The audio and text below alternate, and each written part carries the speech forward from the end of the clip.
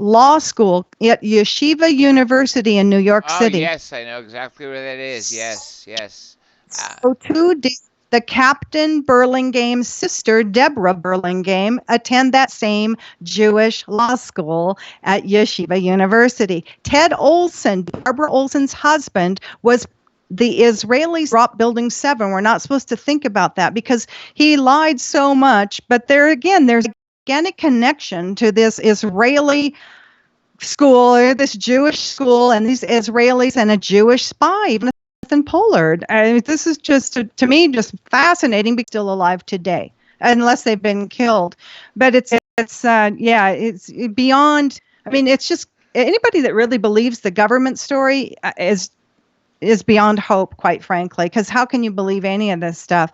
Once we get on to Flight 93, the only reason for all of those phone calls, and there were more than 11 phone calls, was to grab your emotions. That's all that was. It was to get you so emotionally involved that you would believe this crazy story that an aluminum airplane fly all the way through. There are videos on YouTube, unless they've removed them, where this aluminum nose cone of this airplane, by the way, the nose cone isn't aluminum, it's plastic. It's composite plastic, because underneath the rounded part, you'll often see that falls off in a wreck, is a radar dome. So it's not even aluminum, but it looks like it's rounded all the way through. So you're expected to believe that it went through all the offices and all the cement flooring, all this stuff, all the walls, all the aluminum, all the glass, and it went right through intact, because it's called the nose out.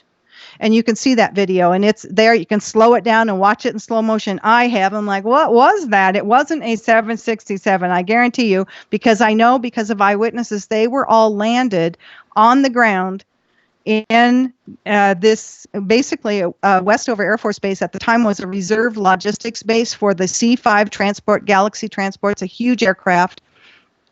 Much like the size of a 747. So again, we find all of this stuff. The two flight attendants on Flight 93, 2 flight attendants called out. They both broke protocol. If this happened on one airplane out of the 4, I could see it, but it happened on all 4 airplanes. Flight attendants breaking protocol, not doing what they were supposed to do. And again, what did we have? We had a very unsuccessful ending to those 4 hijinks, according to the official story. But that really happened. That is definitely not what really happened. We would like to see new hearings. We'd like the truth to come out. Yeah, I mean, those hearings were a sham. Exactly. So in book 4, Methodical Exposure, is actually part of the book is inside congressional hearings, where you get the history of the CIA, how they do the coups, how they support rebels and terrorists, and they created the Mujahideen. The CIA did in the late 70s, early 80s, that became Al-Qaeda, that became ISIS, and we have been supporting them with arms, weapons, money, and trading them for heroin ever since. So I go through a lot of biggest exposure of all, and then leading up to that, and by the way, let me just say this, that is real information. The people that are exposed really exist. The location is real. You'll have to figure out who they are, because you can do that easily. But this is a mind blower. This absolutely is a mind blower. If you read it on Kindle, all of a sudden you're going to go to turn a page and go, what?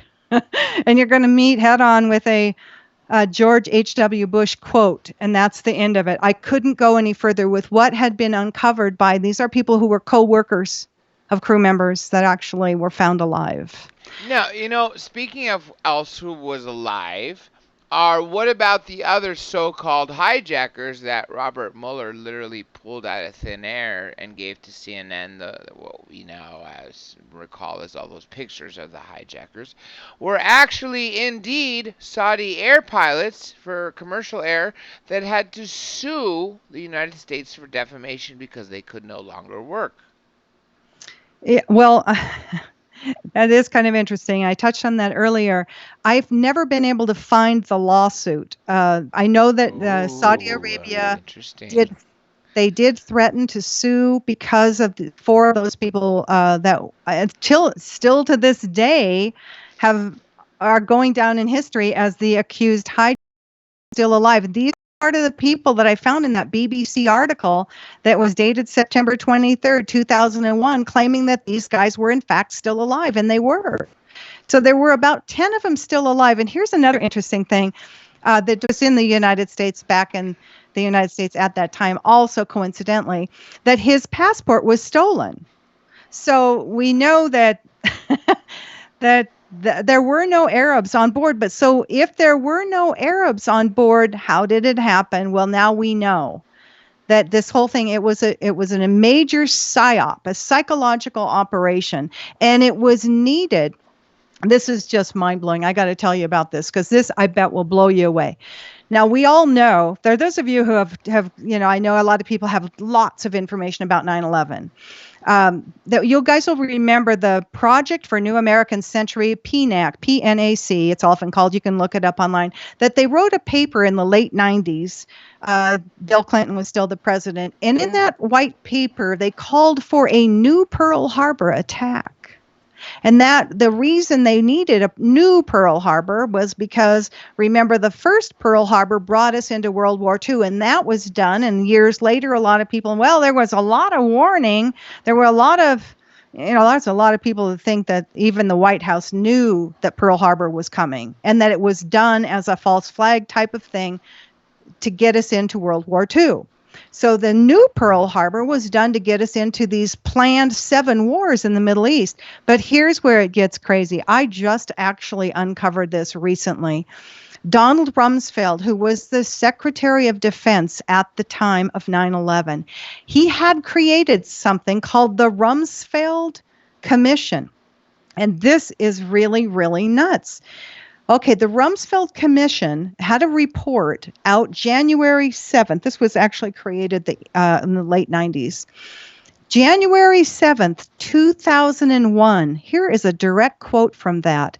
The question is whether the U.S. will be wise enough to act responsibly and soon enough to reduce U.S. space vulnerabilities, or whether, as in the past, a disabling attack against the country and its people, a, quote, space Pearl Harbor, will be the only event able to galvanize the nation and cause the U.S. government to act.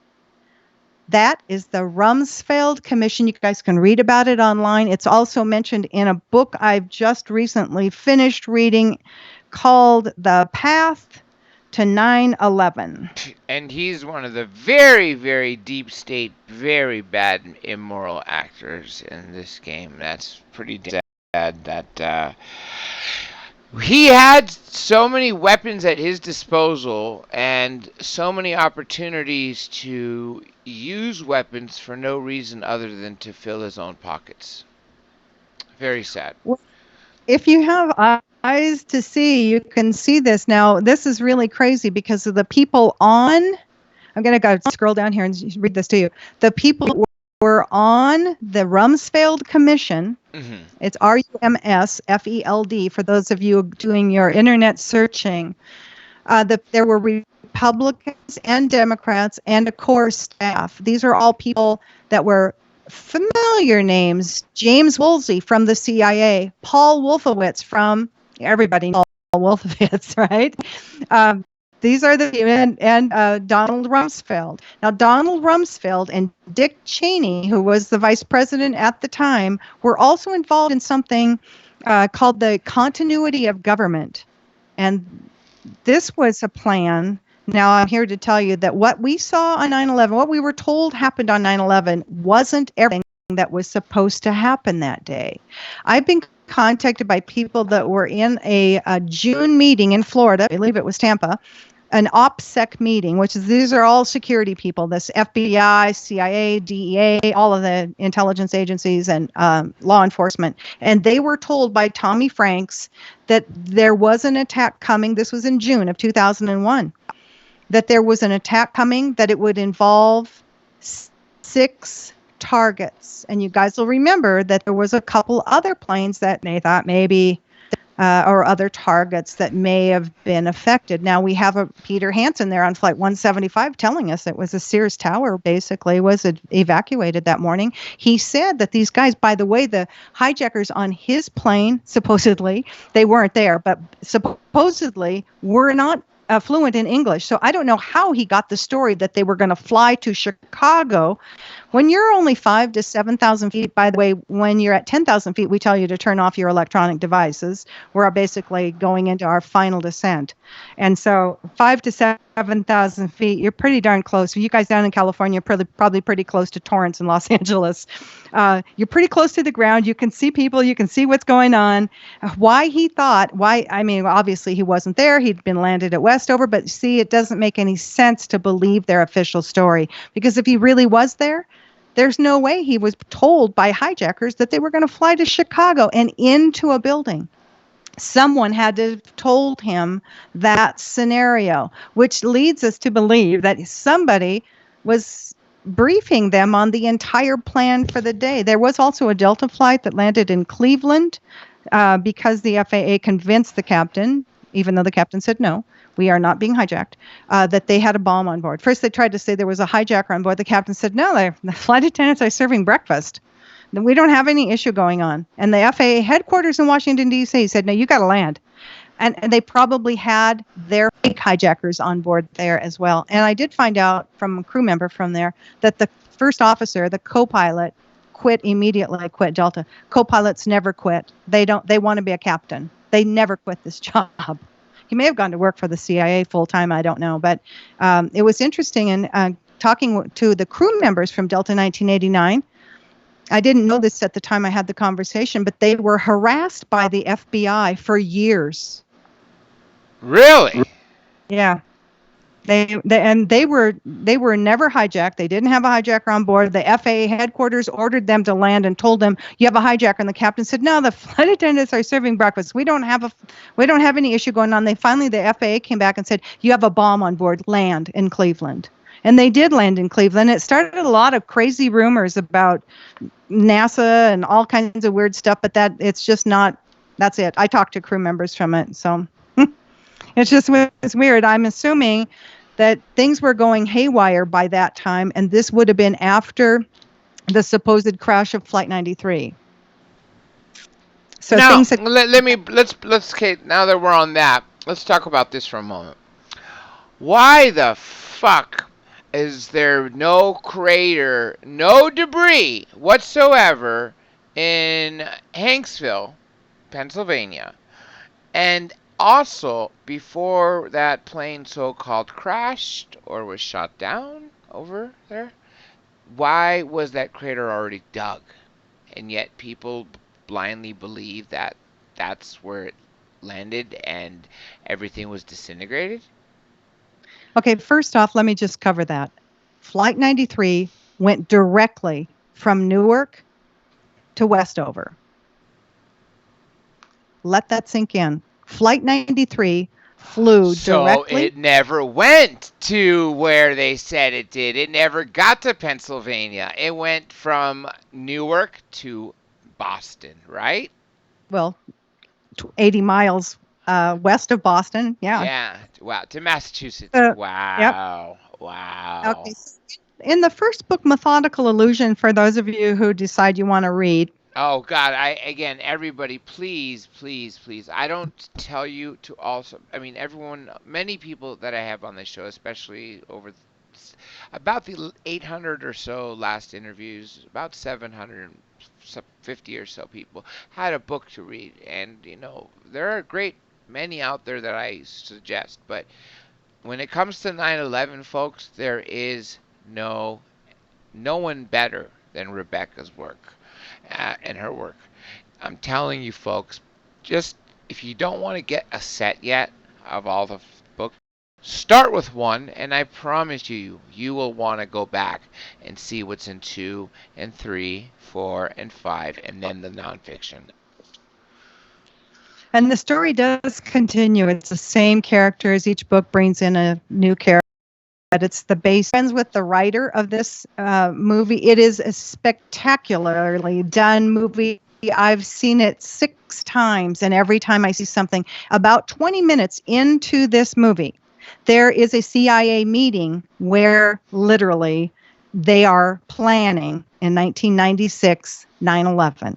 And when I'm actually doing an interview with him tomorrow for my membership page. Nice.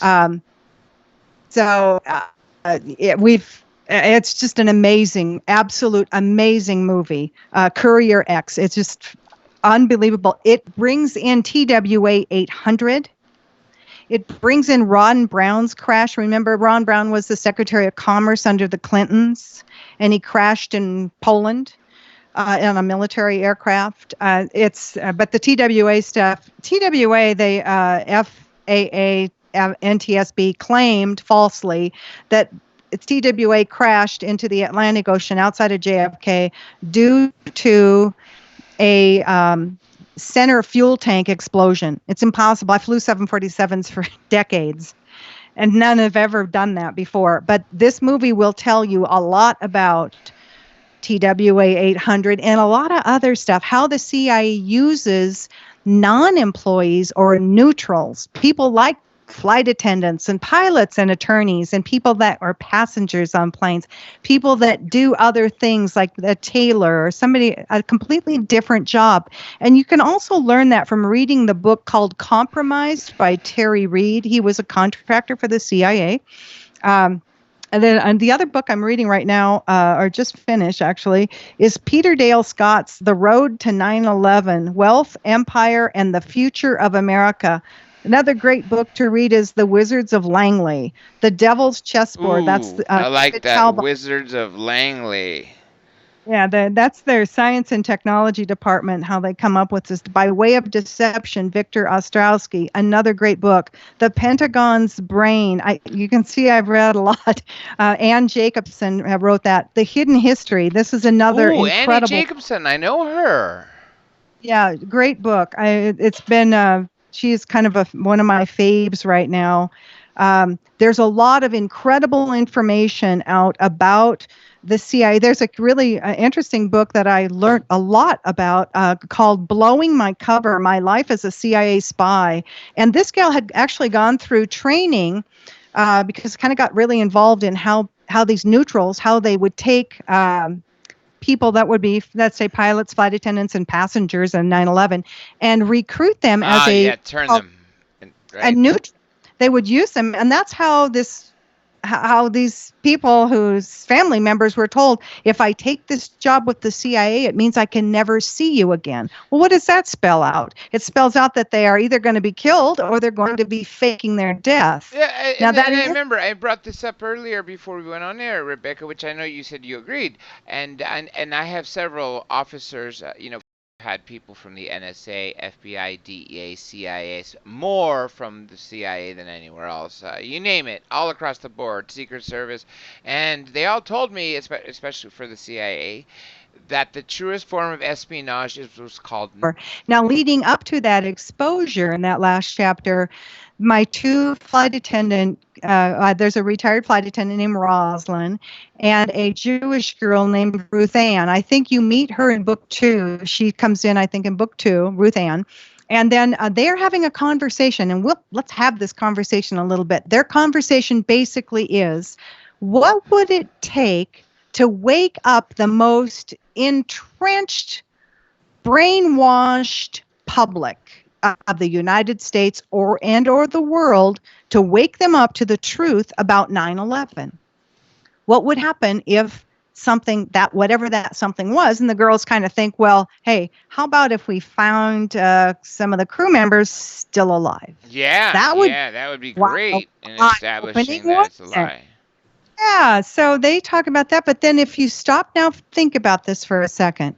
Think about the ramifications of what would happen to our media, which, well, they've already kind of screwed themselves, but our media, our government, other governments, the government of Israel, the government of Great Britain, all of the NATO governments, because they've been part of the bombings for the last 18 years. Think about how you would change your mind if you had irrefutable proof that 9/11 was a hoax. It was pulled off by intelligence communities and maybe multinational intelligence agencies, and it wasn't the hijacking by 19 Arabs because they weren't ever there on the real passenger manifest. There were no Arabs listed on those planes, you guys. None. They are lying to you. They created that whole story, and those people, 10 of which are still alive, the other 9, they assume were just made up names. That's why so many of them have the same names. But what would happen to our trust in our government, in our media? Just think about this. Not just the United States. This is kind of worldwide. NATO. Worldwide, that's right. What would happen? You see what would happen? It would destroy the system, wouldn't it? Oh God, yeah, because yeah. we already do not trust our media right now. Mainstream media, as we know, especially since the 2016 election and since then especially, we know they cherry pick what they want to cover, and they're very biased, and they are not covering everything. Journalism is dead in this country. I'm sorry, but it's just dead. It's pure opinions, and as I said earlier, that it is weaponized from the left. And unfortunately, you've heard this before. Roger Stone said this. So many other people said this. I thought the planes were up in the air, and I thought they crashed into those sites. And here's the deal. You have to remember this. And you guys, in Methodical Illusion, I teach you, this is a real event. You can go to airplanemanager.com, find the calculator, and I walk you through this step by step and find out your flight time. They've Googled it a little bit and changed it a little bit, but the flight time from Newark, the flight time to Dulles to the Air Force Base where all 4 planes had landed, they had all landed by 9:15 that morning. So what was NORAD going to chase? There was no airplane in the sky by 9:15. They had all been landed. They all have eyewitnesses to them landing at Westover. So what happened? We had basically a hoax where NORAD and the jet fighters and other airplanes were asked, do you see this plane? It's showing up here. But remember, I said this earlier, there were 2 companies, PTech, the capital letter P, TECH. They're changed their name now. I don't remember what they are now. Maybe on their 3rd or 4th name, but you can probably find information on them. And MITRE, all capital letters, MITRE. You can just read their Wikipedia and understand that's who NIST works under. That's who DARPA is under. And that is basically the shadow government, MITRE. It's huge. It's huge. Now, here's another full circle for you. Brian Sweeney, the passenger on the left side of the airplane, flight 175 from United, was looking out at Newark International if he had been on that plane when they said he was and the phone call was made, but he wasn't. But that guy had no idea. I mean, the whole thing is just so insane that you have to understand that his message didn't make any sense because he wasn't really there. And that's why it doesn't make any sense. That's why the other guy that didn't know where he was looking at Manhattan skyline and the Hudson River and the Statue of Liberty thought they were going to Chicago at 7,000 feet elevation at the max. So you see, what you have to understand is you were lied to. All 4 planes flew directly, and MITRE and PTech were in the basement of the FAA headquarters in Washington, D.C. for a reason. The military war games. Here's what they were doing. They were making radar blips appear and disappear. They had the ability to pull, let's say, flight 77, because the dispatchers are watching the engines pinging, and the dispatchers from American Airlines called New York Air Traffic Control. I have this in FOIA data, and saying, wait a minute, flight 77's in New York City. Well, flight 77, remember, was the Dulles to California, and it was supposed to head off, turn left, and go westbound. And they for a while, they thought that flight 77 had gone into one of the towers. because it was pinging to the operations people at American Airlines that it was in New York City. Because if you look at the map between Dulles and Westover Air Force Base, which is by Springfield, Chicopee, Massachusetts, you draw a straight line. And right then when they were calling saying, well, Flight 77's in New York area, that's exactly where they would have been on their way to Westover. So in a sense, what we had, if you take this 9/11 thing where they were pretending 19 Arabs were there, but they weren't on the plane. They weren't on the real passenger manifest. They weren't there. Other people were pretending to be hijackers that were employed by intelligence agencies. That's the reality of 9/11. That's why they're censoring this. That's what they don't want you to know. I put this out in novels. You don't have to believe it. Yeah, and you know what a greater way than to protect yourself from, knock on wood, them following you around and listening to you and threatening. So I thought. But see, here's the thing. If you compared what the FBI and the CIA just did by creating the Russia hoax, and what we saw is Peter Strzok and Lisa Page Andrew Cape would contact the New York Times, the Washington Post, and they would plant a false story. Well, that's what happened with 9/11 also. The 19 Arabs is a false story. But when you go through the investigation now, Robert Mueller, in this investigation for 2+ years, he was, I don't know for sure, he was his team. They were pretending that they had this information, but they knew that it was circular file, that it was a false story sent in by the FBI to create information to use in the FISA court to spy on whoever they wanted in the Trump transition and presidency. They did the last FISA warrants they did was in May of 2017. He'd been in the White House for 5 months. That was Rod Rosenstein who signed that one. So, but basically what it is, and this is what they've done before, this is why they thought they could do it again. It was truly a hoax. 9/11 was a hoax. The Gulf of Tonkin was a hoax. They just said what was happening, but it was going on way far away over there in Vietnam. We didn't know, and who were we to doubt them? They were the news, and they were the authority on what was going on, and they were our government after all. They wouldn't lie to us now, would they? Yeah, right. Oh, but they would, and we now know that because look at what they just did to Donald Trump. And I am not a super fan. I mean, he was certainly a better choice than Hillary Clinton, and the reason I say that, we're going to go right now. Here's another thing. You need to listen to this on YouTube and download it and save it, because there is an interview between Ted Gunderson from the LA FBI. Yep. A pilot for the CIA named Chip Tatum, Tatum. You can find several interviews. And in those interviews, Chip Tatum was a CIA pilot along the time of Barry Seal, along the Mena, Arkansas. Thank you for saying that, because I had that ready to go next. All right. Well, we're going to take you right there.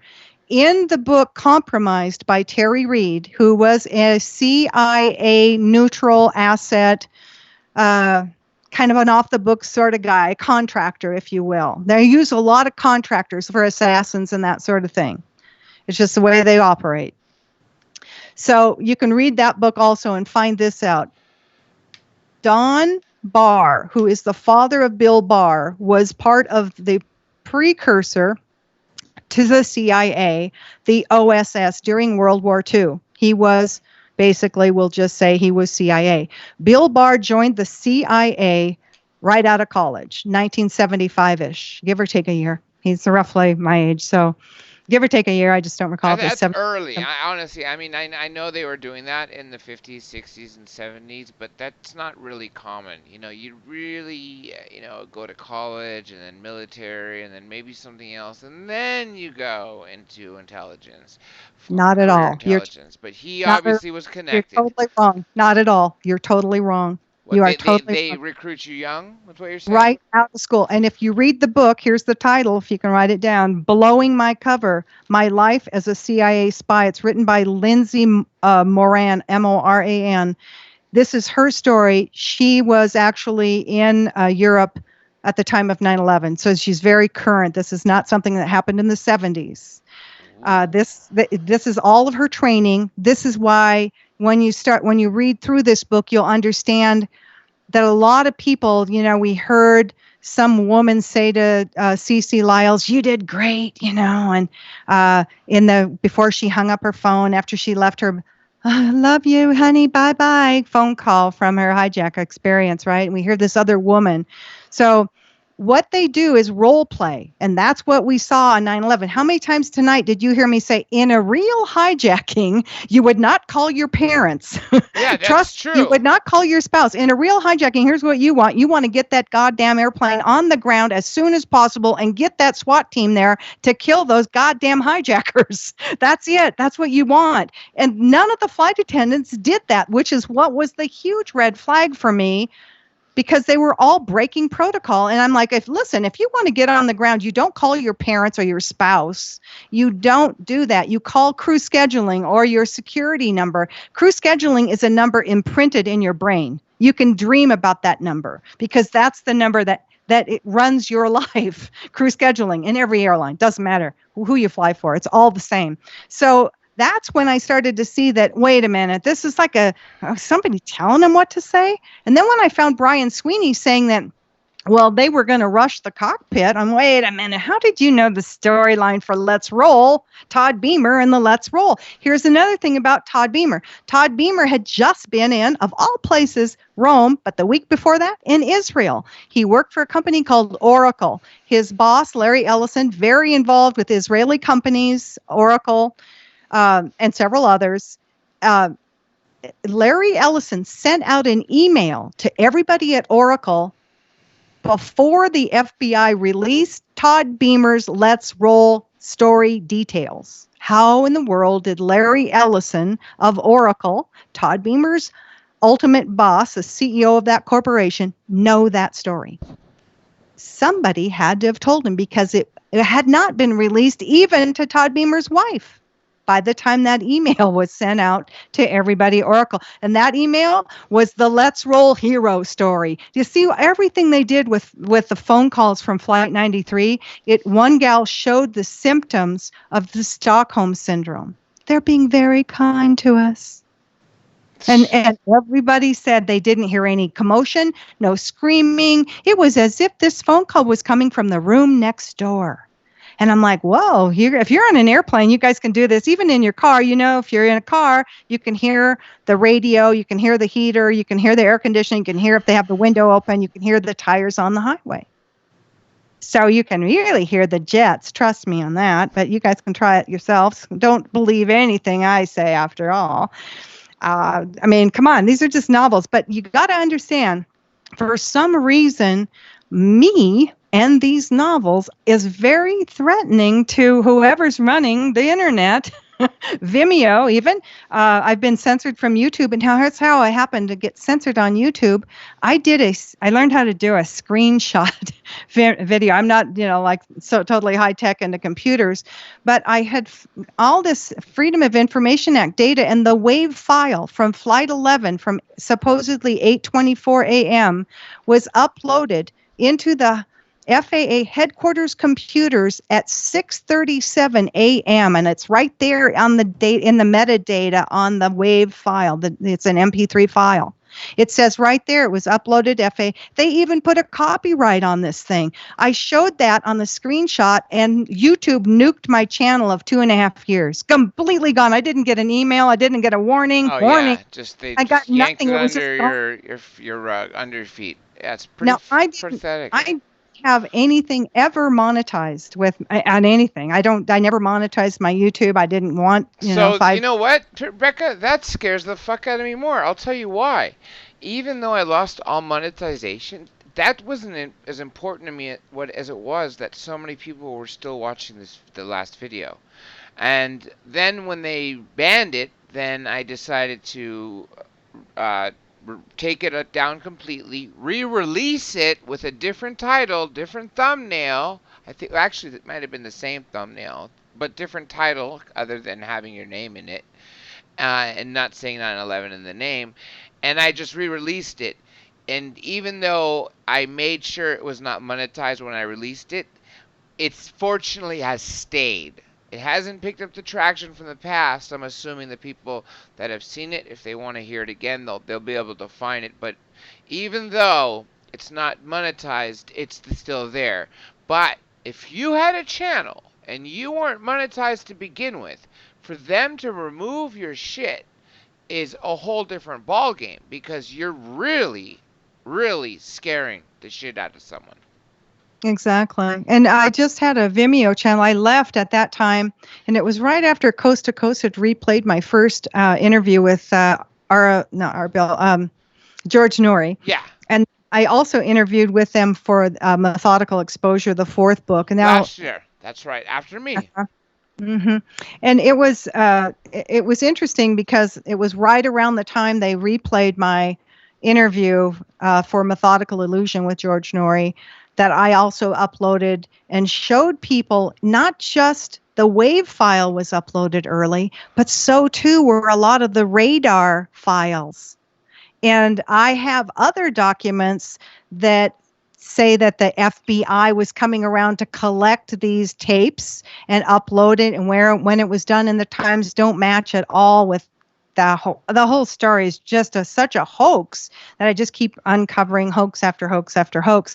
But the mind-blowing thing to me really was how many of the crew members were not scheduled to be there, were last minute. And then I found out another coincidence. Boston University has a spy school. A lot of ex-CIA guys work there. They run the athletic department and something. Oh my gosh, and flight attendants and pilots and last minute crew, gazillion of them were involved with that college. And so I've been able to trace down by reading through a lot of books about the history and different people.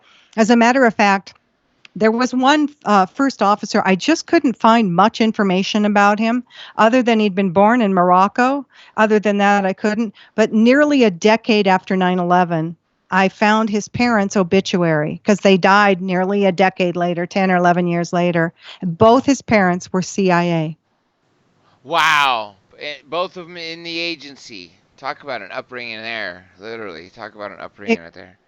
Exactly. And so, I mean, it's an immense study to go through and find all these last minute people, whether they were crew members or passengers, and then dig into their family and their history and where they went to school, and what did they take in college, and how many CIA people are there. And it's very interesting. And then understanding where Terry Reid compromised, and these other books that I read. Blowing My Cover was really good. She got hired. I believe she was in Harvard or Yale, I think, for college. She got hired by the CIA in her senior year. She didn't want to go in. But here's another problem that they have. Now, I can say this because I'm, pushing 70 years old.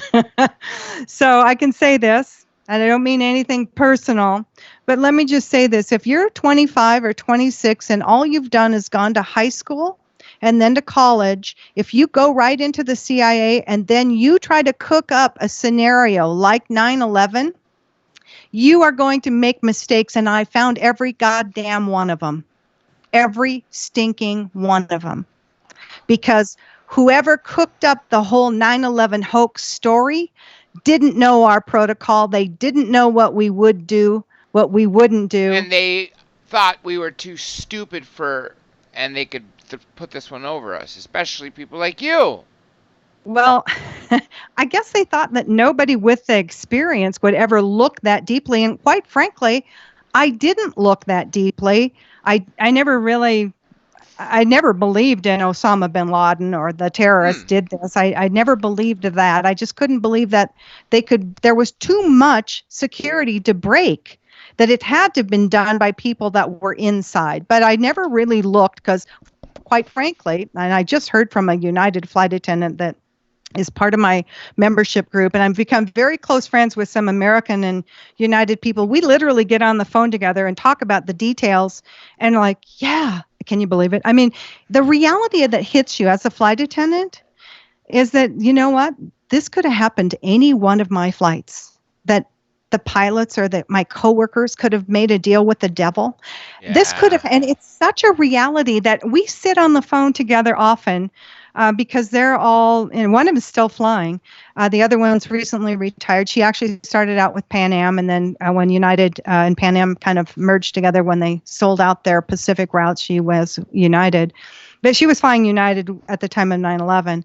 And they've read the books multiple times with highlighters. And then they call me and say, well, I got to talk about this. I was like, and when I find new stuff, I'm like, you're never going to believe what I just uncovered. And I found more 302s. Recently, I found 302s that are just crazy, and they're involving Peter Hansen from Flight 175.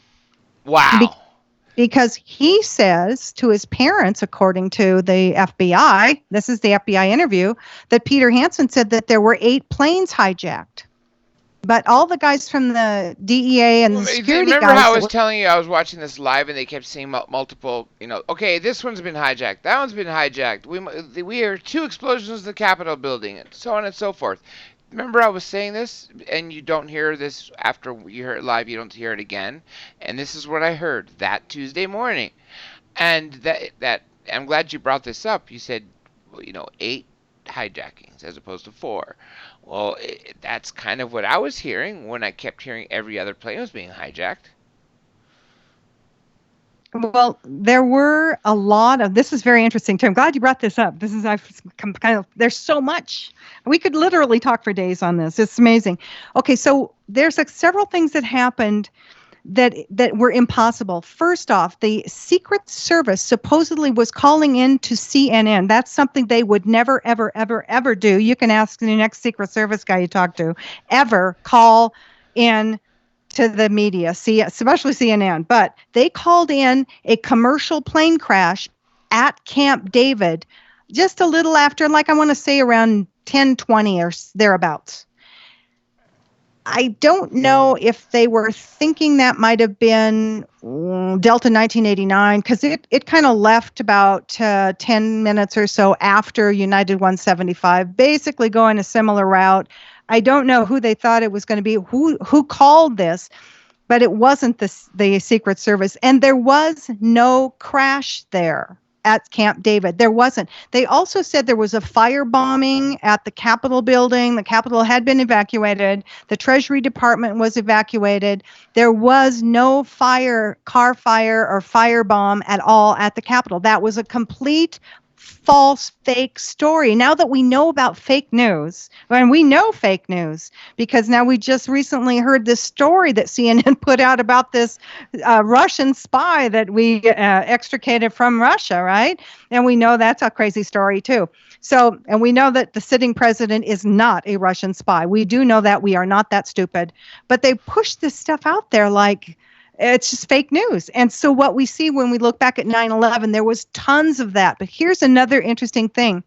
In order to get the 757 with the fuel bladder added to fly out of the United States up that Northeast corridor, there's in the Freedom of Information Act data, the air traffic controller and I that worked together on this found that there were numerous people that called into air traffic control centers, which are located outside the city. For example, Boston's is in Nashua, New Hampshire.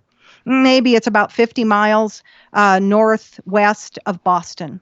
Nashua, New Hampshire. That's their Boston center. When you take off, you're dealing with the tower up until you get certain level, and they hand you off to Boston Center. Boston Center hands you off until you get to Cleveland Center, the next air traffic control center. But the centers are usually located outside the airport area. So Boston Towers at Boston at the airport, Boston Centers in Nashua, New Hampshire. But what we found was all the way up the Northeast corridor from around 9:30 a.m. until around noonish, that phone calls had been made to air traffic control centers and towers at airports that were false bomb threats and false reports of fire. Yeah, and that was another thing that was happening at the National Mall. A fire. But again, like you said, all false. Their questions are piling in the chat room. I'm going to get to every single one of them. Let me say one question for you briefly. You just touched upon this, which I'm glad you did. I believe someone asked this quite some time ago. But what is the role of Bin Laden, other than what I think is Patsy. We had the so-called raid.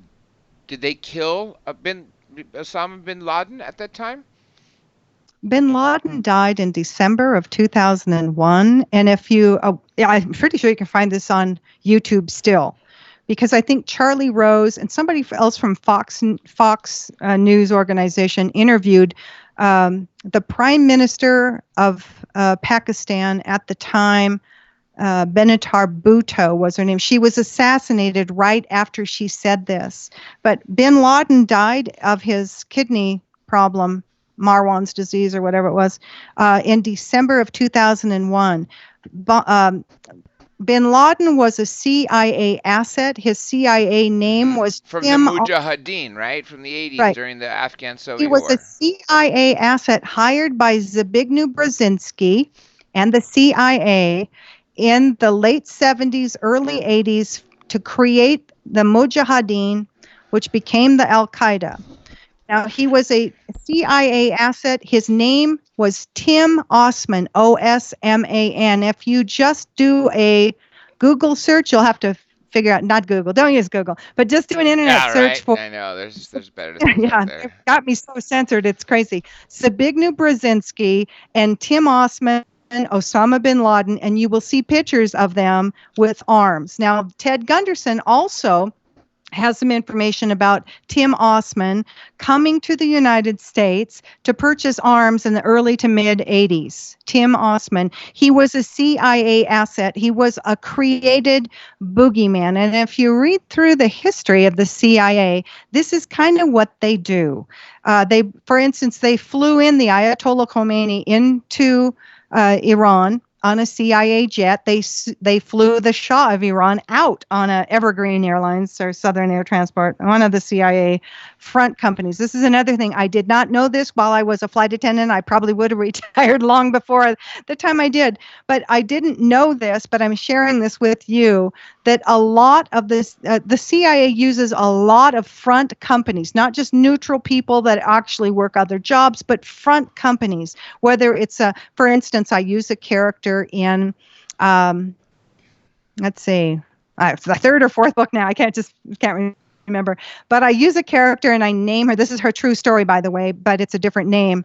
The woman who shared the story is a different name than the woman in the book is Mary Carter. But Mary Carter Paints was a CIA front company many years ago. So they've used these front companies like Southern Air Transport, Evergreen Aviation. There's a lot of airlines that were that are what's called non-SCADs or charter airlines that are Phoenix Air, for example. The guy that was running NORAD on 9/11 had retired. He came back. He had been with Phoenix Air. Phoenix Air has a fleet of Gulfstream Learjet type little airplanes that are used for rendition. When they pick up people they claim that are terrorists. Now, I am a registered domestic terrorist because according to the Phoenix field office of the FBI, if you don't believe the official 9/11 story, you are considered a domestic terrorist. And I don't believe it because I have all the government data to prove it. Yeah. This is all 18 years later, Rebekah, here we are. Still more evidence is coming out. Enough for you to keep writing books. Sorry about that. Do you think we're ever going to be told the fucking truth? Well, from the official channels. That conversation is in book 4. I don't think so, because of what I said earlier. Just think of the ramifications to the presidency, to the White House, to the U.S. government, to the media, to the FBI, to the CIA. Oh, yeah. All of it, all of them that were involved, MI5, MI6, what would we do? Quite frankly, if you think about it, wouldn't we revolt? But if we revolt, then you're going to see that everything is spying on you that is around you that's electronic. Your iPhone, your iPad, Siri, your Google Home, your And what do they call those other things? Alexa's listening to you. Your Apple Watch is listening into you. All of these things, smart TVs, smart refrigerators, anything that's a smart anything is listening to you. Your computers, all of your tablets, iPads, all that stuff. So anytime you're using those, it's so convenient to have a smartphone and not have to get up and change the air conditioning or the heater, isn't it? But they're listening to you. And here's what's going to happen when we all start to wake up and we realize. That's where I told you this mintpressnews.com. Whitney Webb has an article out last week that will blow you away. It's how the U.S. government under Donald Trump is hiring Israeli Mossad startup companies, electronic IT companies, to monitor the cameras, to monitor the 911 system. If you drive by a house fire and you call 911, they plant a bug into your phone and pull all your data. That's what they're able to do. It's just mind-blowing. Shit. It's a really complex. Wow. I did a show last Saturday about it on my YouTube channel. I believe it's still there. You can go to Rebekah Roth Show. It's REBEKAH. RebekahRothShow.com. There's a speaker thing. There's a bunch of audios that you can download them. But I've covered it pretty in depth. This is just coming out. But like I said, we had Bill Barr, Robert Johnson picking up a phone from Cocaine Kitchen in Central America, calling Bill Clinton, the governor of Arkansas, saying, listen, we got a problem here. $100 million is missing from the enterprise. That's what they called this cocaine and arms deal through Mena, Arkansas. It's either you, Manuel Noriega from Panama, or Barry Seal, our pilot. Now, this is Bill Barr. Do you really think that Bill Barr is going to bring Hillary Clinton to justice? Do you think Bill and Hillary might have a little... that kind of corruption. And it sounds like he's Jeffrey Epstein corruption. That he sounds like to me like he was the kind of the guy that would offer one of the slap on the deal that George Acosta gave Epstein in 2008. Alex Acosta. Yep. He gave him 13 months in prison, except he was allowed to go home for 12 hours a day, 6 days a week to work out of his luxurious mansion, and still screwing those whatever how old your old. Now, if you read the book By Way of Deception, this is an ex-Israeli Mossad officer by the name of Victor Ostrowski. This is how the Mossad has taken control of Washington, D.C. for years, for decades. The sexual blackmail. And Whitney Webb at the mintpressnews.com has an entire Jeffrey Epstein, I think it's a 4-page series, and they're long, so you want to read them. They're very good. But it talks about people like Meyer Lansky. Meyer Lansky was involved in the John F. Kennedy assassination. These American Jews that were part of the Stern gang and these Jewish gangs that were fighting in Chicago, they set up prostitution, drug running, arms running, and casinos in Cuba. And so this is really when the CIA married the mob. And if you read a little bit of their history, you're going to find that out, that the CIA works just like the mob. So if you think you're going to join the CIA and then you're going to get out, you'll be dead. You will not get out. You can't. It's just like leaving the mob. They'll take you out. That is just not going to happen. But back to bin Laden. So he was dead, but they kept him alive. They actually used, this is crazy. I'm going to go full circle for a second. In the late 90s, we had a counterterrorism czar by the name of Richard Clarke with an E on the end. Richard Clarke. He worked under Bill Clinton. He worked under W. Bush. Richard Clarke. Okay. There's an Israeli woman named Rita Katz, K-A-T-Z. Rita Katz was a mother and a housewife in Israel. Her husband got a job at the National Institute of Health in Washington, D.C. She came, and within minutes of coming to the United States, was in the White House, in the office of Richard Clarke, the counterterrorism czar. He was called a czar at the time. How Russian of him. Telling him that Osama bin Laden was the current boogeyman. You wonder how that happened? It's Rita's, Rita Katz has a website called Site, S-I-T-E. She created this, and she's the one behind all of the Osama bin Laden videos. The people really took them apart because she used people that were too fat. They weren't really Osama bin Laden. And it was just fake. It was just fakery in a studio. I mean, there's even I'm pictures of her actually studio. just shocked that he died that early because I did hear that he did die, in fact, long before the 2011 raid. But wow, this is even longer than I thought. Anyhow, let me get to some of these questions. I feel bad. Again, for all you folks who've been writing questions, I will get to every single one of them. Keep writing them from now until the end. And anybody who's asked a question prior to the one I'm about to ask, which is one of two from Nicholas Cashmore, please rewrite it since I am not able to see it. So I'm going to go in order back from Nicholas Cashmore's first question. Okay, what hit the Pentagon?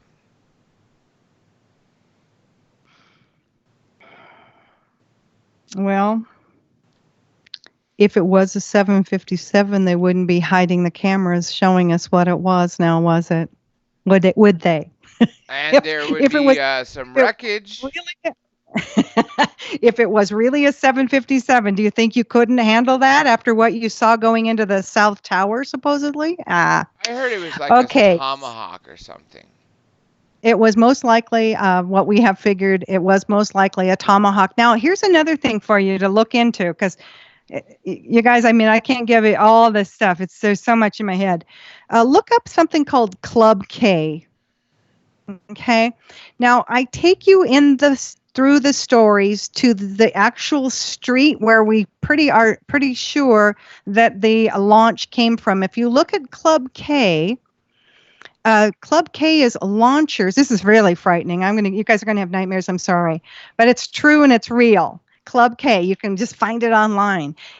You know those 18-wheelers, or you see the boxes they put on railroad cars, and if you see a big ship container come into the port in Los Angeles or wherever, Long Beach or wherever the port is, where you've got these big metal boxes.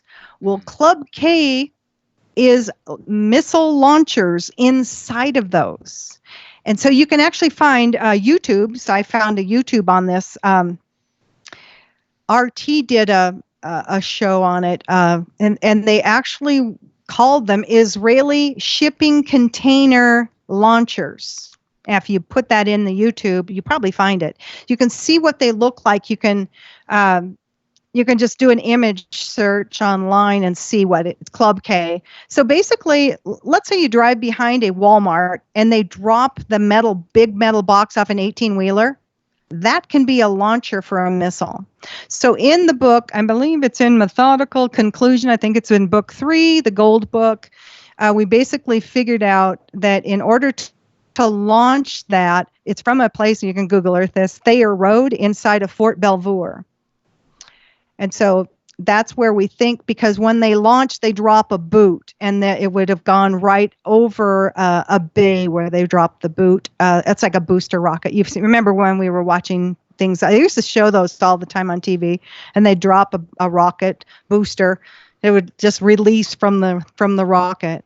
So similar type of thing with a Tomahawk cruise missile. So I'm assuming, it could have been some mystery thing, but we're pretty sure it was a Tomahawk, laser guided Tomahawk missile. By the way, so just so you know, that they remember the media and the United States government lied about these doomsday planes. They're 747. They're called E-4Bs. That's what the government calls them. They're 747 aircraft that their command and control center. The president can get in one, and if there's a nuclear war, they'll fly around, and that's what the whole thing was. I think we have 4 of them. There's E-4B. No, I've not heard of those. So you'll see this if you look, and if you'll remember, there were a lot of people at Washington, D.C. CNN, I believe it was Anderson Cooper, said, well, there's a lot of people to see this this big plane over Washington. It's a restricted airspace. It's a 4-engine plane.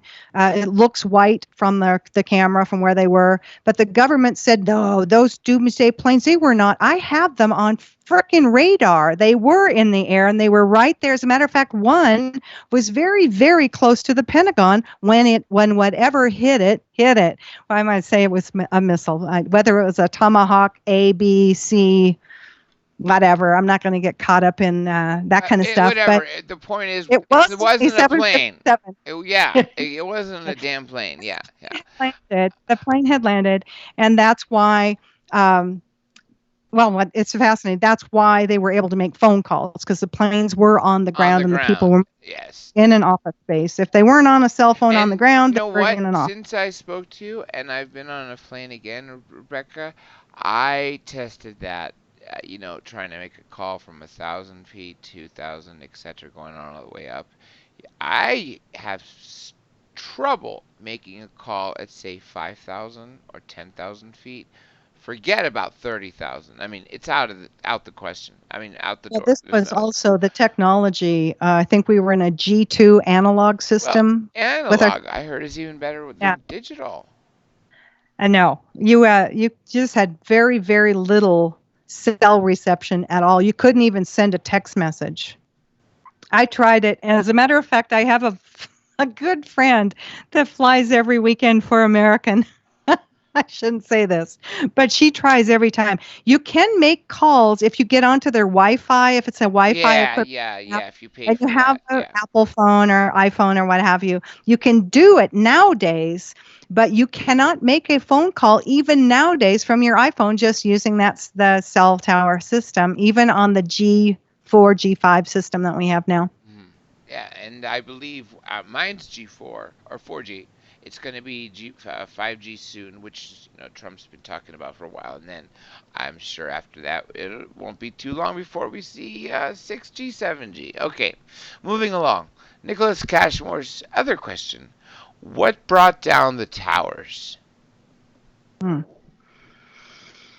Well, without giving a chemical analysis of this, because I don't have one. Oh, well, other than the fact that we do know that people leaving had thermal I will tell you this much. Thermal nitrate on them? Okay, I will tell you this much. I have received an email from someone who I guess just felt bad, that told me he was a Jewish guy in Florida, that his brother-in-law was supposed to be on the team setting the explosives. I don't know what they were. I don't know if it was C4.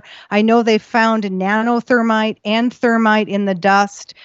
I don't know all of the things they used, but I guarantee you they used more than one methodology or one type of explosive. Okay, so this guy says to they're watching it on TV, and his brother-in-law kept saying, I just can't believe they did it without me. I can't believe they really did this. But he was supposed to be part of the Mossad team setting the explosives. I've worked very closely with an architect who we believe the year leading up to 9/11, there was a project going on where they were removing the fireproofing inside the elevator shafts. There were 99 elevators. There's a lot of elevator shaft area in the center core of the buildings. So we think that what they were using was something called a sol gel paint, which was a nanothermite-based paint to coat inside the elevator shafts. That's an accelerant. Yeah, as an explosive. And this is exactly why the dust that was on the people that were leaving, the plume of dust that came out for miles after the two towers collapsed, they had particles of nanothermite in the dust on their skin, on their clothing, etc. Exactly. And nanothermite, by the way, is only available to the United States government and the government of Israel. This is not something you can go to a hardware store and buy. It's not like thermite. You can get thermite for relatively easy, but nanothermite. So when they found nanothermite, and then you've got people There were college professors, for example, that deny the fact that there was nanothermite. I've actually had conversations with Dr. Stephen Jones, who found and wrote a peer-reviewed paper and was, I believe, the first to find the nanothermite in the dust. And so I talked to him. He contacted me after the first book. So then I sent him the second book. I hope he's continuing reading the rest of the story, as Paul Harvey used to say, the rest of the story, because it's just more details. This same person who emailed me from Florida said that his other brother-in-law was a physicist who actually had the job of figuring out where to place the explosives and how much. I don't have any other details other than that. So there you go. That's the best answer I can give you. And now talking with engineers, structural engineers, we have kind of come to the conclusion that it was part of the fireproofing project in the elevator shafts. This would allow them to put the Sol Gel nanothermite-based paint, and even the people doing it might have thought it was fireproofing. I mean, and also the company that was doing the elevator. You would think in a job that gigantic, because this was a huge job, that it would be a company like Otis Elevator, but they used a no-name, again, Jewish-owned company from New Jersey, and after 9/11, and they were operating out of a house after 9/11. They left and tore down the house, and even on the property found remnants of explosives. That would be the elevator company doing all the elevator repairs for the year leading up to 9/11. And let's also, before I ask the next question, let's address the fact that is it Larry Silverstein, the guy who was renting the World Trade Center, said with regards to Building 7 on 9/11, he said this during an interview, that the damage was so great from the collapsed towers of the first two towers, 1 and 2, the damage to Building 7, that we had to pull it, which is the demolition term for demolishing it.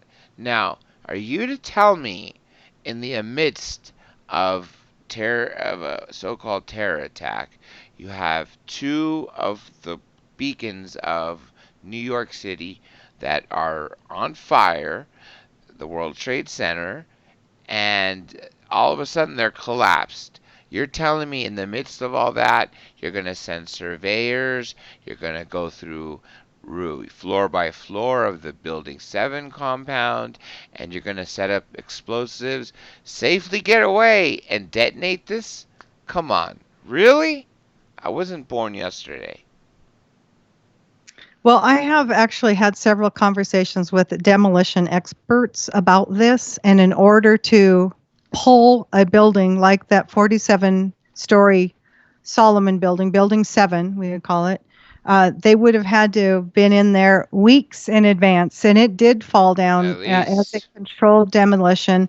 So again, but remember the artists that were living in the towers for that year leading up to 9/11. They had, and you can go to the website for my second book, methodicaldeception.com, and go read about in the resources or the artists and read about the art plan program that they did for it called the Bee Thing. You can even see the Metro section of the New York Times, August 18th, 2001, the balcony seen or unseen atop the whole story of these kids that were artists that were living in the towers that took a window out. And I think they were testing the security, quite frankly, of what could they get away with. And this was done in within the year before 9/11. Underneath that particular newspaper print from the Metro section of the New York Times is a paper World Trade Center temporary construction ID. I don't know if I can read this guy's name. His name is Alexander Jana, it looks like, or Jan Ha. And this is dated May 1st, 2000. And it looks like there's a number up here, too, that might have been re-upped or added to it. I'm not sure what that number means. But the May 1st is stamped as an expiration date. So they were in there, and they probably just got new ones, but they all had these. This World Trade Center temporary construction ID gave them access to every one of the 7 buildings. And don't forget, building 3, 4, 5, 6 also were exploded. Yeah, demolished as well? Exactly. Wow, I see. I didn't recall that detail. I honestly thought it was just confined to the three, 1, 2, and 7. Nope. Not supposed to look there. Ah, okay, here we go. This is from Pam Brettenberg, my social media manager, who also runs the website UnitedTruthSeekers.com. Here she goes. What's the information on Tower 7, which I just mentioned? Well, actually, truthfully, she wrote Tower 3, and someone else below said, "Do you mean Tower 7?" So, I don't know what. Let me see if she wrote 3 or 7. Pam, if you're hearing this, I know there's a delay. Do you want to ask about Pyramid 7, which me and the people around you see? Or is it 3? Give me one moment, Rebecca. Let me just double check. Pam, sorry about the tired. So most people don't even know about the 3rd tower. Yeah, she wants to ask you about Tower 3, not 7. Thank God I looked for her. What she wrote. Okay, well, all of the buildings were affected adversely. You can just do a internet image search, and you can pretty well see them all. So all of the buildings in that section. The thing that's interesting is that the Verizon building, which was right next door to Building 7, and a federal building that was on the other side of Building 7, nothing really happened to those. It just was the trade center. But here's something else. One of the architects I work with told me that Building 7, the new design to go in where Building 7, the Solomon building, left, came down, that building, the new building, was designed before 9/11 happened. Oh, wow, I didn't know that. What year? I don't know what year, but just before. They didn't tell me what year it was done, but they were all ready for it. So here's another thing that's interesting. In working with this military guy and looking at these pictures, and I was actually looking at shards of glass that the architect had told me to look for, I actually found pieces of a missile. And it's the little hatch covering, and it's just from some high-definition FEMA-type pictures that people were taking and put online. Of a lot, the South Tower is still standing in the background. It's off of Washington and Cedar Street. And so it's not airplane parts. It's a missile. It's the part that covers the antenna that makes it programmed to hit its target. Now she's asking about 7. Can you go into detail about Tower 7, which we just talked about? Well, I don't know how much more we can say about Tower 7. It fell down around 5:30 in the evening, 5:20. We're talking 8 hours after the attack started.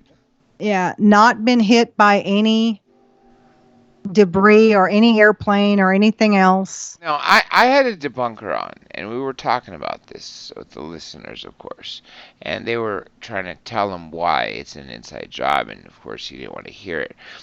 And when we mentioned the same thing, that it was we saw the interview that we were told that they were going to pull the building, and not to mention how it really just collapsed at terminal velocity. Smoke went in another direction, and he said, "Did you see the face of that building?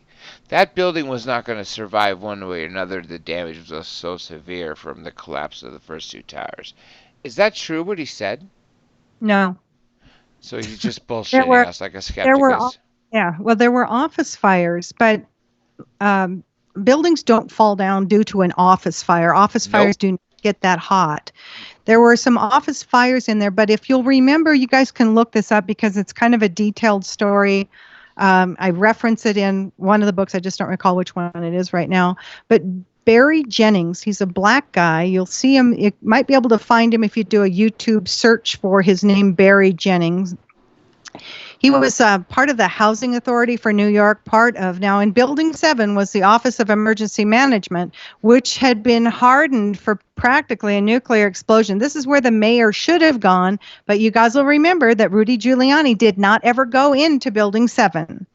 He was out on the streets. He was down on the piers. He went to the FEMA headquarters, but he never went in. This is where a mayor would operate their entire emergency operation of that day. But he didn't go into it. He was all over the streets. You'll probably remember. But Barry Jennings and another gentleman, I just forgot his name now, Michael something or other, went into and they went up to the Office of Emergency Management before either tower had fallen. So it was like between 8 and 9 o'clock. But when they got up to the Office of Emergency Management, his story is that there was still sandwiches, pastries, and coffee still steaming, but everybody had been evacuated from the Office of Emergency Management, where the mayor should have been.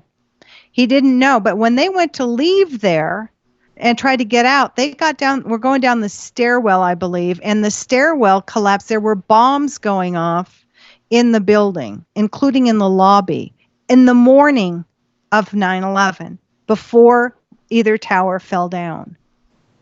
Now, the tower that fell down first was the South Tower. And in between Building 7 and the North Tower, the North Tower was the closest to Building 7. In between them was Building 6, and Building 6 was really wiped out.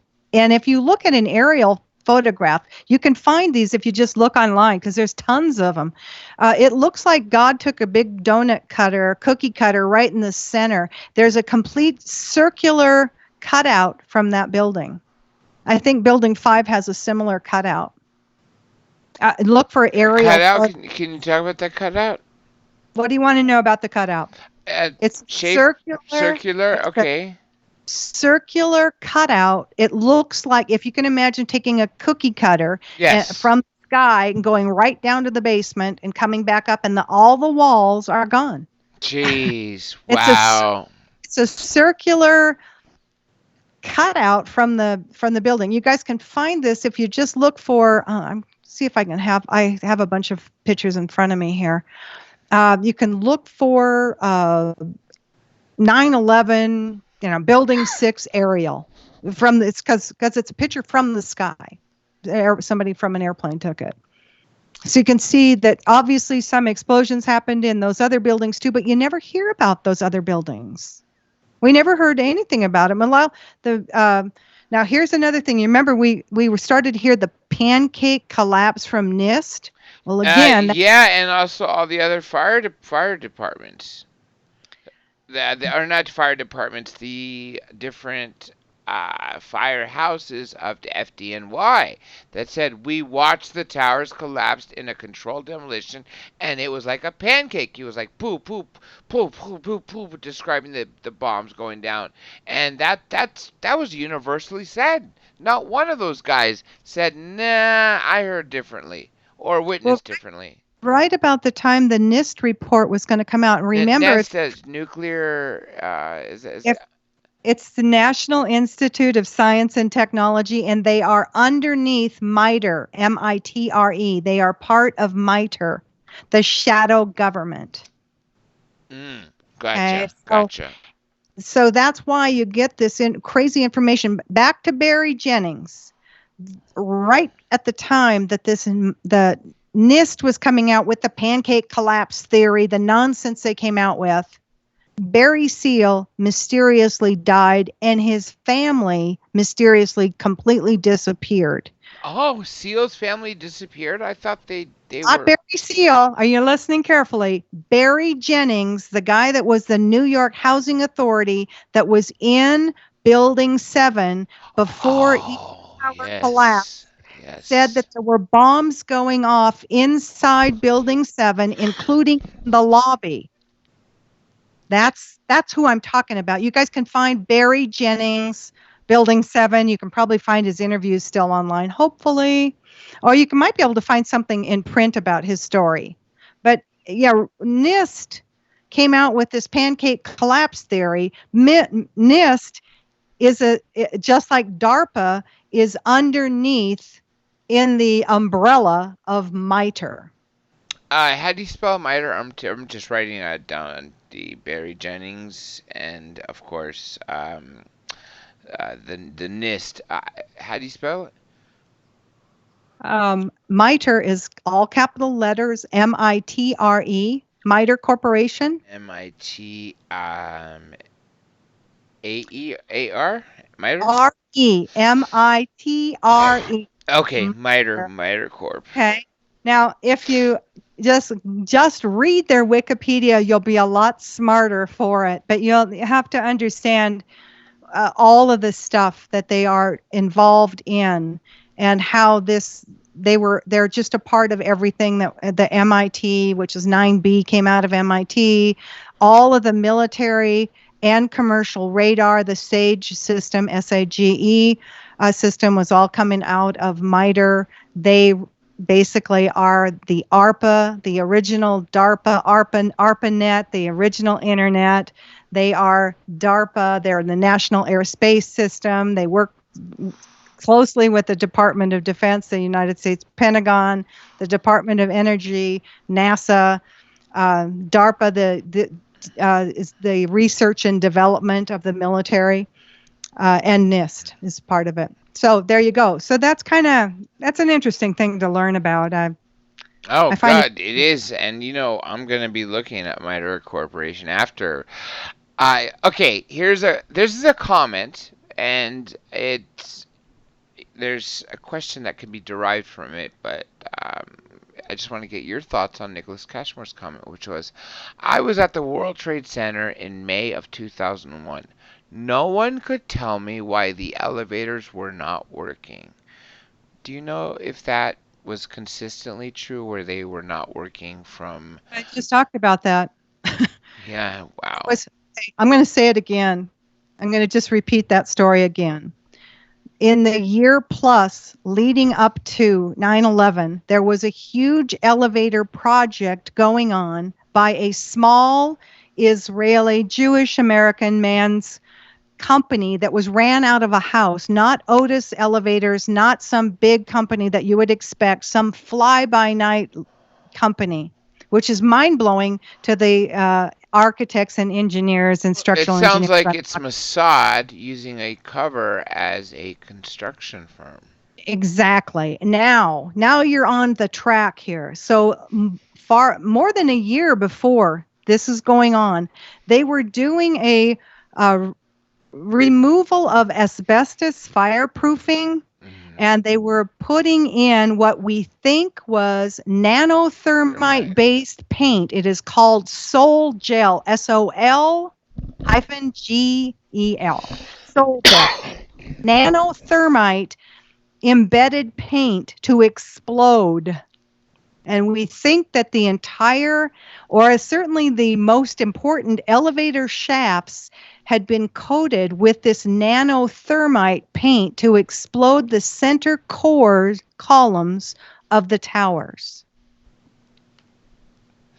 So yes, a lot of them were broken. As a matter of fact, on 9/11, if you read people's stories, they'll say that a lot of elevators were inoperative that day. As well, in the 93 bombing, by the way, here's another interesting connection, just so you guys know, because there's so many interesting interwoven connections. The company that did most of the repair work after the 1993 bombing of the World Trade Center tower was the same guy, Rabbi Dov Zakheim, who was the comptroller of the United States Pentagon, that the day before 9/11, Donald Rumsfeld told all of America that 2.3 trillion, with a T as in Tom, oh boy, $1 million. Yes. We can't account for it. Really? I mean, are you kidding me? That is such a staggering number. 2.3 trillion. 2.3 million dollars is unaccounted for. Trillion with a T. Yeah, which is Okay, let me billion let me million. keep Yeah. your seatbelt fastened. Put your finger in your mouth. Let me finish telling you the story. After the 93 bombing, At the World Trade Center. Rabbi Dov Zakheim's other subsidiary company, he also owns the company that did the flight termination system remote control system. His company, Tridata, a subsidiary company of SBC Corporation, got the blueprints for the towers.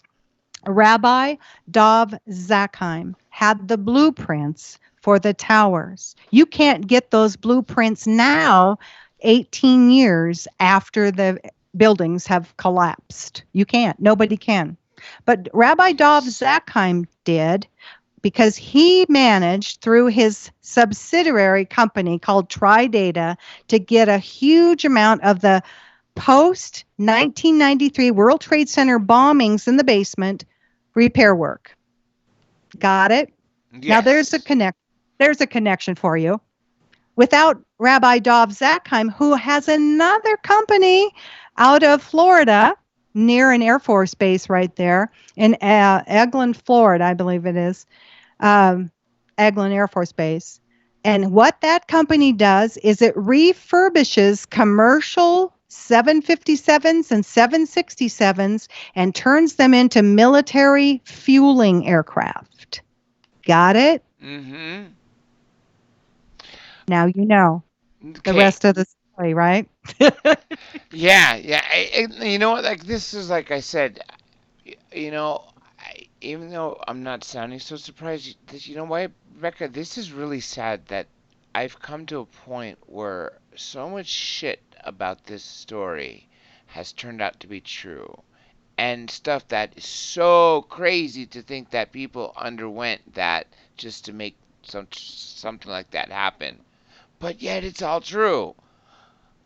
Am I surprised with anything you're telling me? Absolutely not. And that's pretty sad. I'm very sad. Now, am I learning a lot of new stuff that I never thought or put two and two together before? Absolutely. But does it surprise me? No. And that's fucking sad. That how far and how deep they'll go off the deep end to do something so immoral to people, to get a Pearl Harbor type event to rally us up to go back and have W. Bush's daddy's enemy toppled for off and for one. So, okay, here we go. It's actually a lot more complicated than that. It wasn't just for a war. It was for Oil, I heard Stargate was gas, another oil reason. pipelines. There was heroin. There's a lot. Yes, There's a heroin's a lot big more one. to this whole. It's not just oil. It's rat lines for weapons. It's rat lines for heroin, opioids. It's rat lines for sexual children that have been trafficked for sexual abuse and sexual pleasure, I guess, for some people. There's as much money in child sex trafficking, and that's where it all circles around. That's why I recommend you read that mintpressnews.com, Whitney Webb's information. It all circles around to the beginning of the Mossad, um, Meyer Lansky, and all of those guys that joined in with Alan Dulles of the CIA, became the hitmen, the assassins for these are mafia people. And then they opened up Las Vegas. So the CIA married the mafia. So a lot of people need to get their head out of this. Oh, the CIA is a government agency and they're just so wonderful. They're there to help us. No, they're not. And you need to read The Devil's Chessboard by David Talbot so you understand exactly who these Nazi communists are and who they work for. That's the real history. And that's why I wanted to bring that out in book 4. I think more is going to come out in book 5 also, because there's where you need to take your head out and understand when you see CIA, just say to yourself, organized crime, mafia, because that's who it is. And then when 6 comes out, you're going to have names because it's going to be on nonfiction, and the details that things that you omitted are going to be there. And that's what I truly look forward to. Although I'm having fun with 2 and 3, and I can't wait to get 4 and 5. Okay, moving along. Now we officially kept you overtime, but hey, people are interested, so I'll do my best to wrap it up. Okay, Cardboard Insanity says, can you ask her about Dr. James Fetzer? I don't know him. Okay. Sorry, everyone. I'm still recovering, as you know. I've been under the weather for the last couple of weeks. Again, this is what happens when you have recurring pneumonia and a damaged immune system. But there was no way in hell I was going to miss 9/11. This is why I talked to you 3 hours before we went on, just to confirm we're still going good. Okay, Jax. Okay, I know you said this, and so I even brought this up at the very beginning. However, I'm getting calls from Lasha Senyuk to ask this question again, as well as the question re-asked by Jax. Maybe he came in late. Here goes. I'm gonna read both. They're related. Jax, how did the passengers die in the hangar? Lasha Senyuk, please describe how they killed the passengers again. Okay, I'm going to suggest you guys read a book called Gideon's Spies by Gordon Thomas. It's a book in depth about how the Mossad works. Their really chosen, most popular way to assassinate people is using toxic gas, toxic nerve gas, and toxic gas that they can use in a syringe to come up behind you and, poke it in your neck. So, well, we know that Mossad was there. They even had people on the airplanes. Actually, had more than just 9B, but we know they were actively on the airplanes. We know that that is their method of choice, is toxic nerve gas. So we talked about this earlier. You guys probably missed it. But once you close an airplane door and if you throw a canister of anything, tear gas, what have you, down an aisle, if you use toxic nerve gas like cyanide gas, you're dead within 2 minutes or thereabouts. You're certainly too weak to open a door, get out, arm a chute, whatever you would need to do in that situation. So we are assuming, because that is what the Mossad themselves say they prefer to use for assassination. And remember now, Flight 11 had 80 some passengers on board. 92 altogether, including the hijackers. So there was 81 passengers. Flight 93 had some 30 some passengers. Flight 77 had around 50. United 175 had, and these flights were really light, 65 or 56 real passengers, 56 if you count the 5 hijackers. But we know they weren't there because they're still alive. So all of their story is kind of a bit of a fake news thing. But so all of those airplanes, roughly give or take, have around 180 seats. So you know what it would be like if they were full. And give or take, a 757 can seat, depending upon if it's if it's first class, business class, and coach, or just first class and coach, or business class and coach, are all a little bit different. Hold me to any strict numbers because every airplane is different. But roughly 180. So we saw the biggest crowd was Flight 11 with nearly 80 people. So we had still close to 100 empty seats on board every one of those flights, or 130 empty seats. Unheard of. Yeah, seriously. Okay, this again, you touched on it or said it, so just briefly a one-word sentence for it, and then we'll just say go back to the other one, go back to the interview earlier, or hear the other one for this. Weren't there war games going on, and were those planes used to hit the towers? That was Jax. I'm not quite sure I understand the question. Yes, there were several war games going on. And of those war games, the planes involved in the war games, he wants to know if those were the ones that hit. No, they weren't. Because nothing hit it. You're right. Those planes were manned by military pilots, and they weren't on suicide watch. They weren't kamikaze pilots. No. That's not, no. So there you go. Yes, and there were several planes and several war games going on.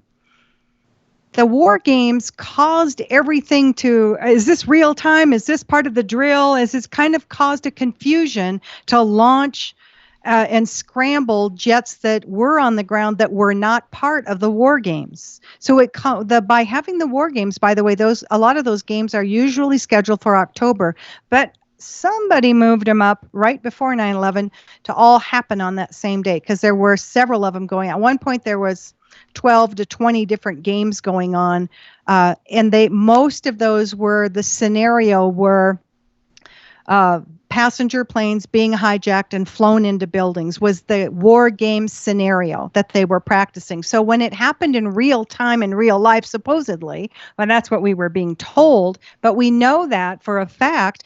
Remember, the last person that contacted me that was an eyewitness to two of the planes landing had been an FBI agent that saw them.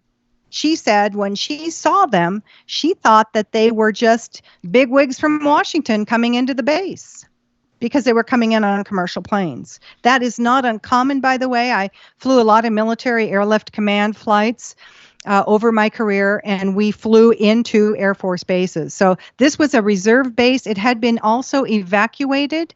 I was contacted by several people that were based there as reservists, and after the second plane supposedly hit the South Tower, they were activated. They were a logistics group that was based there at Westover, and when they got to the base, to the main gates, they were turned away and told they had to stay in hotels and assigned a hotel, and they were told that the base had been evacuated and that no one was allowed on the base for 2 to 3 days. This is just a confirmation because she's confused, and it's just basically a yes or no, especially since we're out of time, and this is the second to last question. Last just ending, just pop this in. She goes, wait. So the real planes went to a base and they killed the people there? And the answer is YES. Right? Exactly. You got it. You should read the books. And listen, the reason I wrote the books as novels is so that you could read the information and just remember this. The information about 9/11 was what I had at the time. And you will notice that by book 4, I wasn't thinking anywhere close to a remote control system taking over, because by that time I'd already connected the crew members to the CIA. And they were part of it. And like I said, the book is a page is a page burner. You will fly by it, and although granted, it was it's hard for me to catch up on any book. I still have all these other guests' book from the last year, and after I go through this, I still have Roger Stone's book, which is the one I really want to get to. However, this book, the first one of the series, Methodical Illusion, really is one of those books you're going to have a struggle time to put it down. There were so many nights that I read the chapter again to see, like, whoa, what the hell just happened? And it'll blow your socks off, folks. It really will. Okay. Well, it's interesting because what has now come out in the beginning part of Methodical Illusion, these are novels. Remember that everything that happens, it is not based on truth, but the 9/11 stuff is. And it was based on all of the information I had at the time. But you're getting new information all the time. Exactly. And one of the things that happens at the very beginning of Methodical Illusion is that the Secretary of State, you'll think Hillary Clinton when you're reading this, is busted. The president at the time and the vice president were impeached. And that's how a new guy, Joel Sherman, who's the main character, one of the main characters, becomes the president of the United States. And there is information in there about the Secretary of State, and she was selling arms to the Syrian rebels And that really has just come out in the news.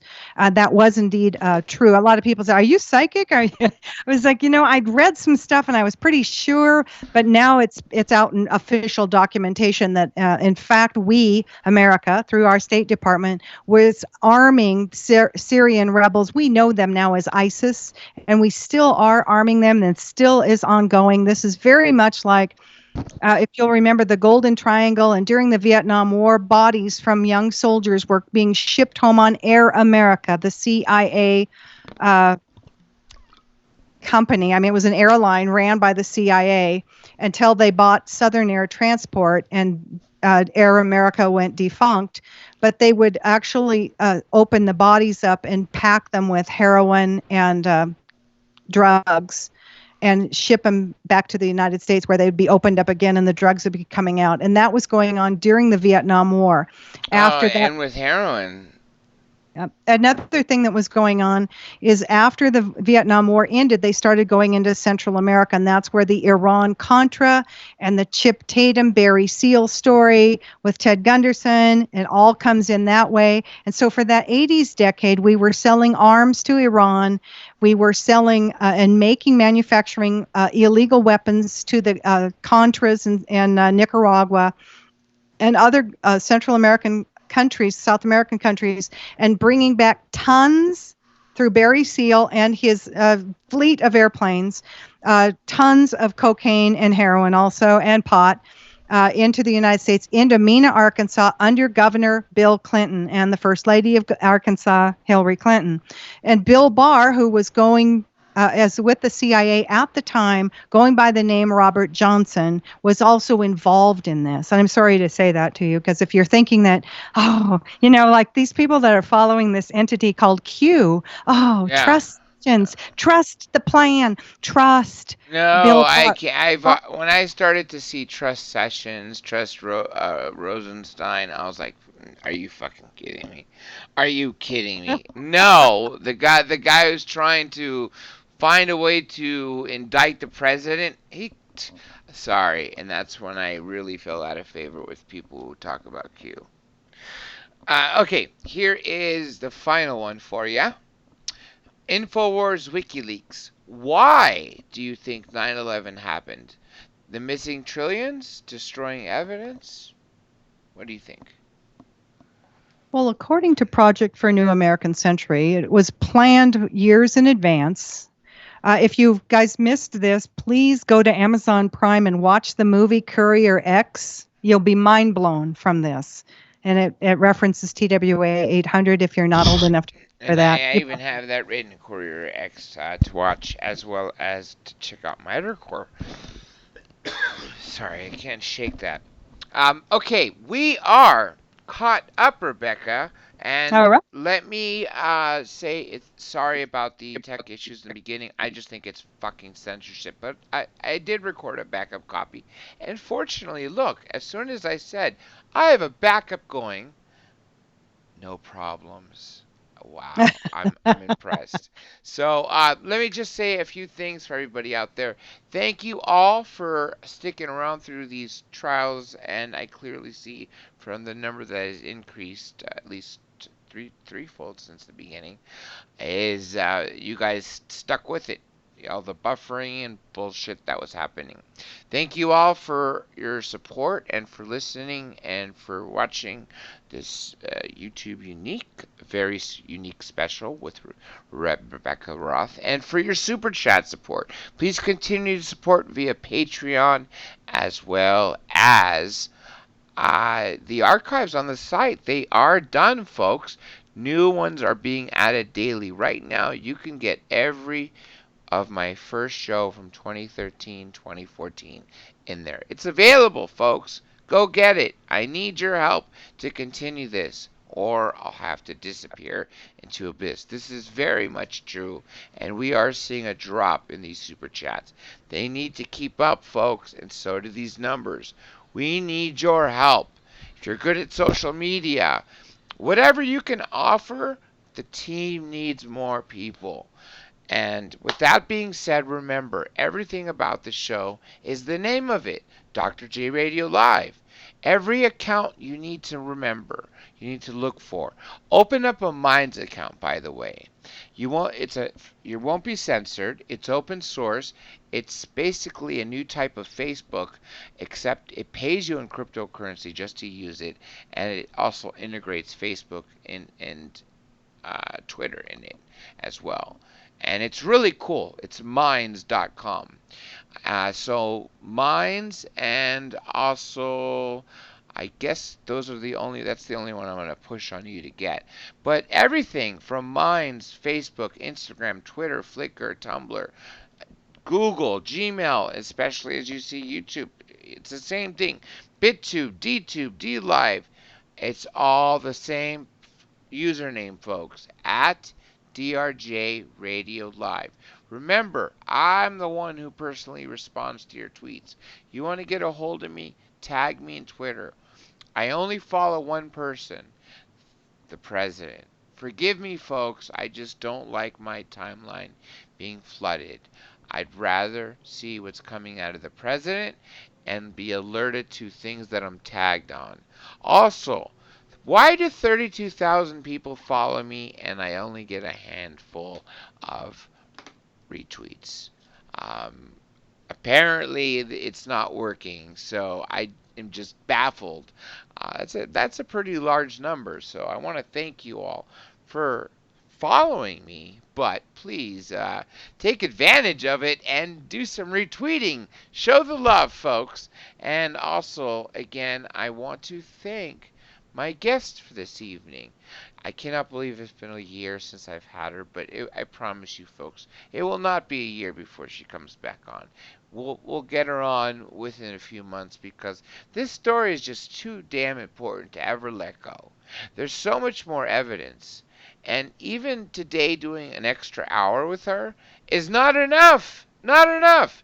And remember, folks, not only does she have the 5 books, the fifth one being working, and a sixth one coming, she's getting new information all the time. And the Society of Pilots and people involved in aviation, other flight attendants, engineers that have confided to her is growing. The number of people, the number of experts that have come forward and supported what Rebekah Roth is saying is growing. There's always stuff to learn from Miss Roth. So with that being said, folks, this is Dr. J. At the same time, I want to give it back to my guest for a final thought, and most importantly, I want you to plug everything one more final time. Well, the best way to go to find stuff is read, READ, Roth, ROTH.com. And you can find links to just about all the other pages there to get autograph books and all that, membership page and everything. That's the easiest one, readroth.com. Got it. All right, and I will put that in the chat room for everybody to see. And with that being said, I will plan on catching you tomorrow, 5 p.m. Pacific, 8 p.m. Eastern. If I can't, I'll keep you posted on account of how I feel.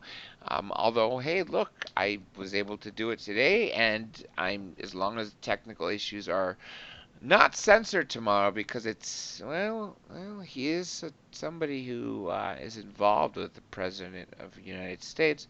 Maybe I will be screwed with again tomorrow. But remember, I don't want you to forget Monday. You guys have been asking for this person for years, and the stars aligned where he was open when I was asking this time. We got him. I'm not going to tell you who it is. Just all you need to know is he's in the UK. I told you yesterday it might be as early as 10, 11 a.m. No, I got confirmation from him today and his son, him when he accepted the Skype request. We are on for 1 p.m. Eastern, 4 p.m. Or 1 p.m. Pacific, 4 p.m. Eastern, and midnight GMT. Again, would be Monday the 16th, and if you're talking GMT times, considering it's at midnight, it's midnight. Point is, or the of Tuesday morning. Point is, pay attention to that, folks. Pay attention to Twitter. Pay attention to all social media. And the website, drjradiolive.com. With that being said, going way over, 20 minutes over, I am signing